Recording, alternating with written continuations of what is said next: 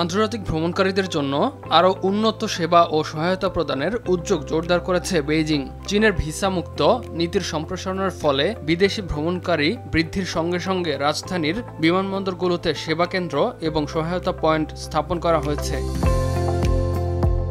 নতুন বছরের শুরু থেকে বেইজিং ক্যাপিটাল আন্তর্জাতিক বিমানবন্দর এবং তাশিং আন্তর্জাতিক বিমানবন্দরের আন্তর্জাতিক আগমনী এলাকায় ওয়ান স্টপ সেবা কাউন্টার চালু রয়েছে। এই কাউন্টারগুলো অর্থ, যোগাযোগ, পরিবহন, সংস্কৃতি এবং পর্যটনের মতো 20টিরও বেশি প্রয়োজনীয় সেবার তথ্য দিচ্ছে।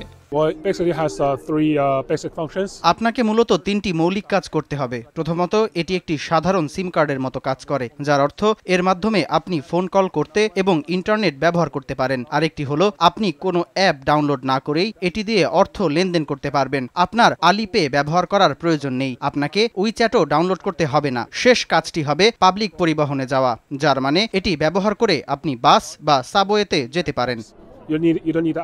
ভ্রমণকারীরা এখন ব্যাংক কার্ড দিয়ে নগদ টাকা ও মুদ্রা বিনিময় করা এবং স্থানীয় মোবাইল পেমেন্ট অ্যাপ ডাউনলোডের সহায়তা পাচ্ছেন। মোবাইল পরিষেবার জন্য বিশেষ সিম কার্ড ইস্যু এবং বিমানবন্দরে ওয়াইফাই ব্যবহারের সুবিধাও থাকছে। আমরা এখানে 24 ঘন্টা এবং সপ্তাহের 7 দিনই আছি। আর যদি আপনার কোনো প্রশ্ন থাকে তাহলে এই কাউন্টারে আসুন, আমরা আপনাকে সাহায্য করার জন্য যথাসাধ্য চেষ্টা করব। আমরা সর্বদা টার্মিনাল সুবিধা, পরিবহন, মোবাইল পেমেন্ট এবং সাধারণ অ্যাপ্লিকেশনগুলো কিভাবে ব্যবহার করতে হয় সে সম্পর্কে তথ্য প্রদান করে থাকি। বেইজিং পাস কার্ড কেনার সুযোগ রয়েছে, যা পরিবহন, দর্শনীয় স্থান এবং কেনাকাটার পেমেন্ট সহজ করে দিচ্ছে। এর বাইরেও বিমানবন্দরের সেবাকর্মীরা সার্বক্ষণিক সহায়তা দিচ্ছেন। সেবা কেন্দ্র থেকে পরিবহন, মোবাইল পেমেন্ট এবং সাধারণ অ্যাপ ব্যবহারের দিক নির্দেশনাও পাওয়া যাচ্ছে।